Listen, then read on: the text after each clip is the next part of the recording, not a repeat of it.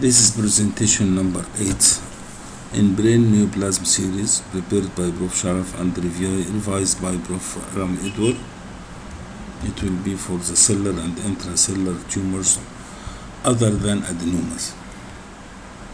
Now here is the famous craniopharyngioma cyst, which can be described as well-defined cyst, the main bulk of which is supracellular, and it is invaginating into the cella, pressing on the pituitary gland down or backward.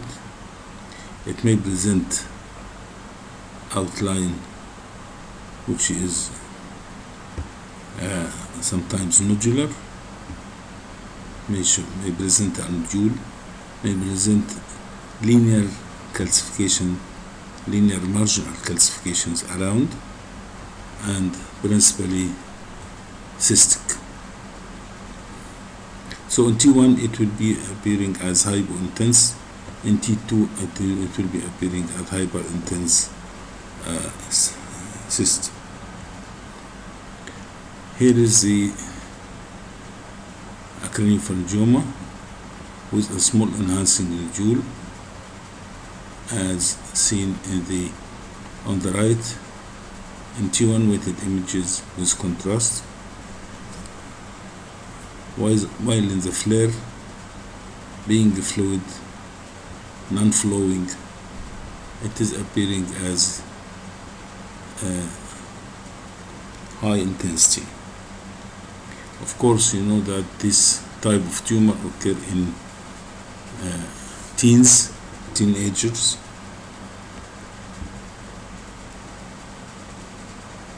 This is a tumor which have mixed solid and cystic components. Again, the main bulk of the tumor is supracellular, and it extends to involve the cell itself, destroying the sides, destroying the bone, and involve the cavernous sinus itself.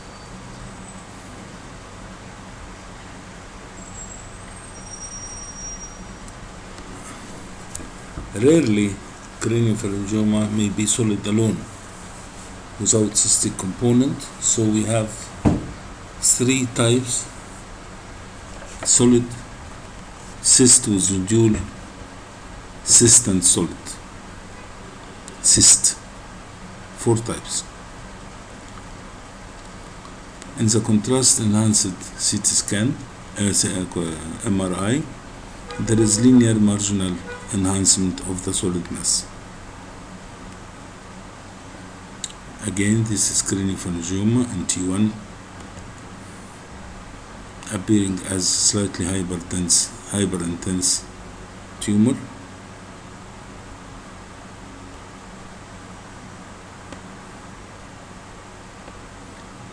Here is the the intracellular cyst, which is a Rask's cleft cyst, found in the pars intermedia. Is pushing itself down, bulging into the sphenoid, destroying the bone by pressure atrophy, but it is a benign lesion. It's a well-defined cyst that behaves in T1 as hypointense, in T2 as hyperintense, and the differential diagnosis is empty cella or an arachnoid cyst. Here is the non-enhancing lesion which follows CSF signal in all sequences, and this represents the arachnoid cyst. Again, here it is filling the supracellular region, and pushing into the third ventricle up. Downward, it is almost effacing the anterior and posterior clinoids, with compression of the pituitary gland downward, and extension laterally into the subtemporal lobe.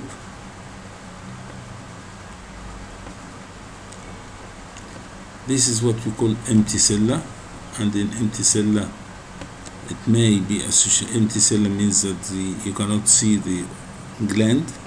The gland is converted into a linear structure delineating the dura, the bone. Empty cella is sometimes associated with another compensatory congenital anomaly, which is downward herniation of the optic chiasm, and here it is. That is the optic chiasm, which should be transverse line here. It is now converted into U-shaped structure delineating this third ventricular recess and bulging into the supracellular cistern, while the gland itself is not seen in the cella. And here this is the what we call empty cella. Empty cella may be symptomatizing with panhypopituitarism or not.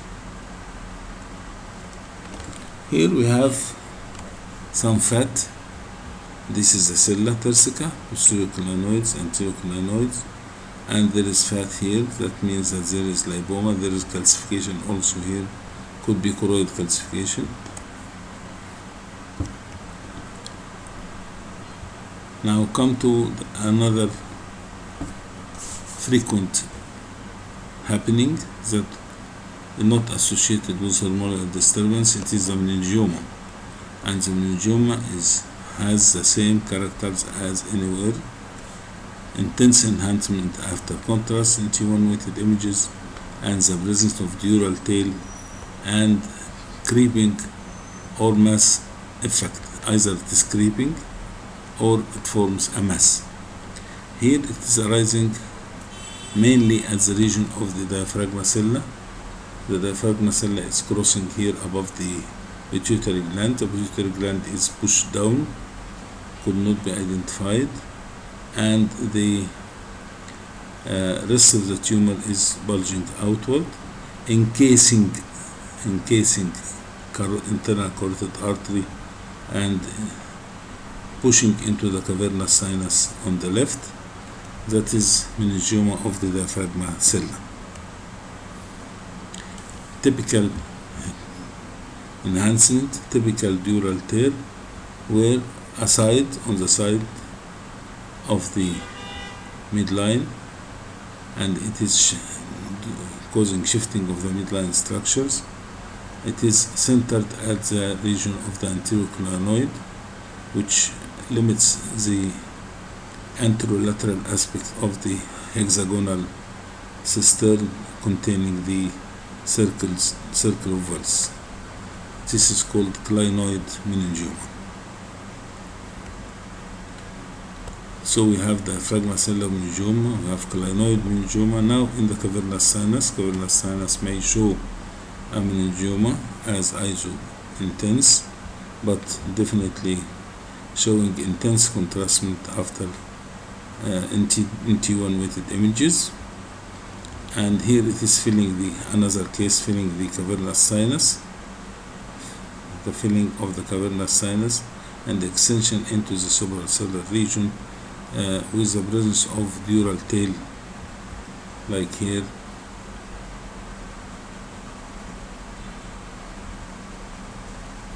And there are indicative of meningioma of the cavernous sinus. And more anteriorly and in between the two orbits, there is what we call the cribriform plate or the planum sphenoidal, the anterior part of which is called the cribriform, and the posterior part is the planum sphenoidal, which ends by the anterior clinoids. So meningioma at that region, it is called subfrontal meningioma, and it is famous to cause behavioral changes, and it is now, if pushing backward, it will cause chiasmatic compression.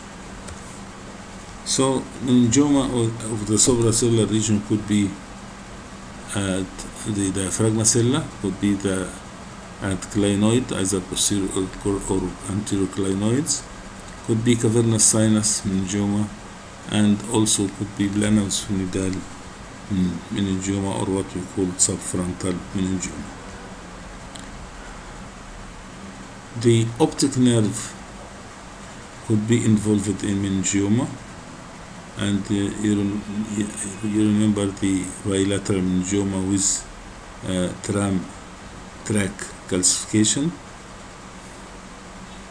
and here it is now the sarcoid. So sarcoidosis may involve the leptomeninges of the brain, pouching, producing granulomas on the pituitary stalk. The pituitary stalk, now we mention it as a structure which could be affected by masses, and so we should know about the differential of masses of the optic chiasm. Hamartoma is one of them, lymphoma, metastatic carcinoma, and histiocytosis. All can produce the marked contrast enhancement. One of the most typical appearances is a thickened contrast enhanced infundibula.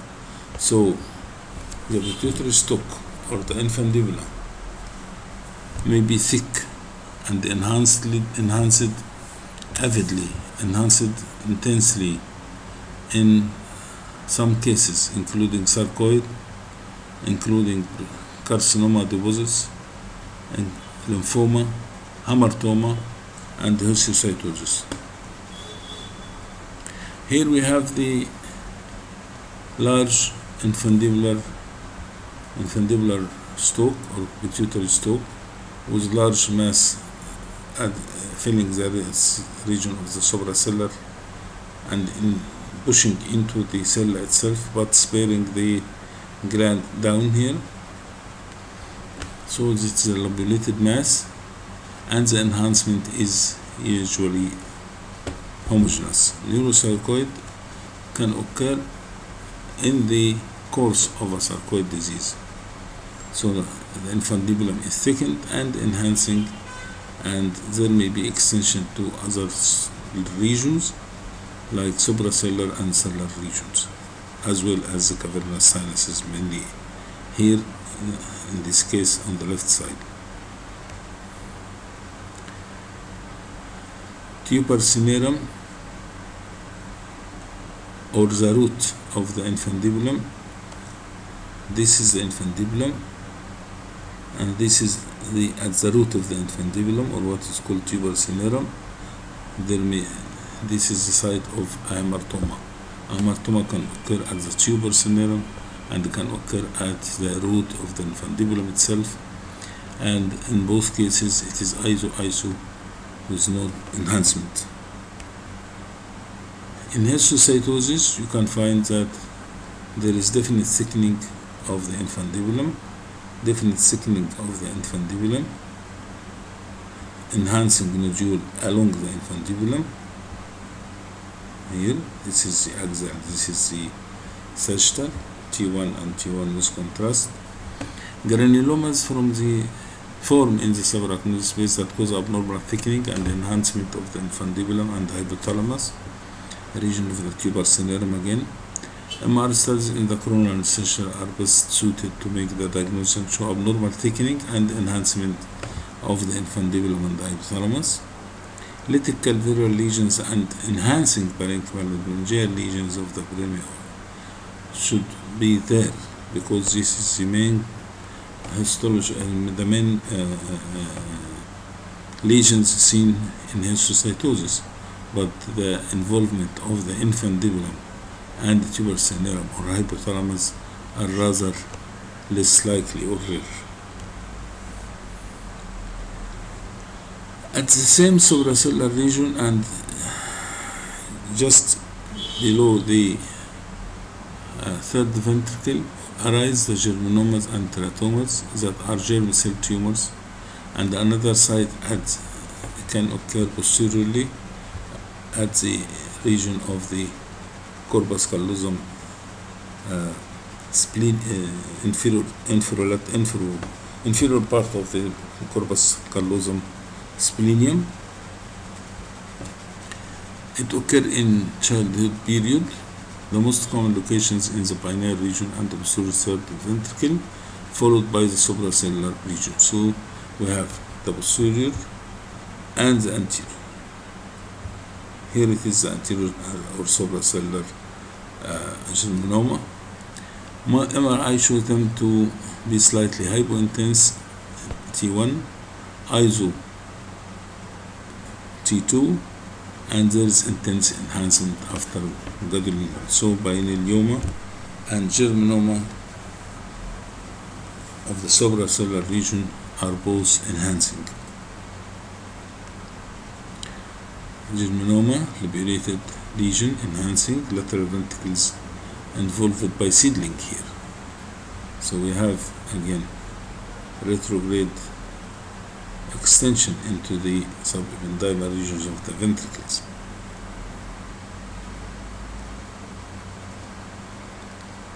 Now lymphoma, as we said, which can occur as iso T1, intermediate or higher intensity T2, and shows crossing of the middle line with definite enhancement on the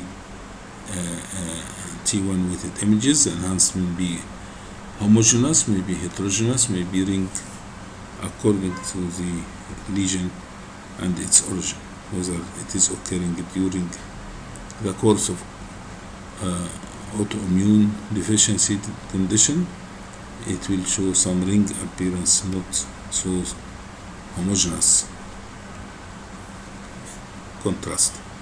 Now in case of lymphoma, here we have tumor at the region of the suprasellar region, at the suprasellar region, crossing the mid on both sides, saddle shaped, invading the cavernous sinuses, and here it is along the infundibulum. So many cases showing at least 2 cases here, one on the left and 2 on the right. These 2 are the same, are showing the dural tail. Remember the dural tail of lymphoma, saddle shaped and the dural tails on either side. The contrast of lymphoma is homogeneous, and the root of the infundibulum here is involved. So not all cases showing the tail, dural tail, are meningiomas. Here we have one lymphoma with dural tail. Deposits from breast or anywhere and lung can occur, involving the root of the infundibulum and the region of tuber cinerum, or even to the paracellular regions. A replacement of the normal pituitary gland and often adjacent bone may be on the cavernous sinus, with the mass may be seen. You may see thickening of the infundibulum if it is involved, and usually the enhancement is inhomogeneous. Of course, the imaging appearance of metastasis to the sella turcica are not specific. Here, a metastatic carcinoma seen as a small suprasellar mass separate from the pituitary gland, and this is metastatic renal cell carcinoma. Thank you.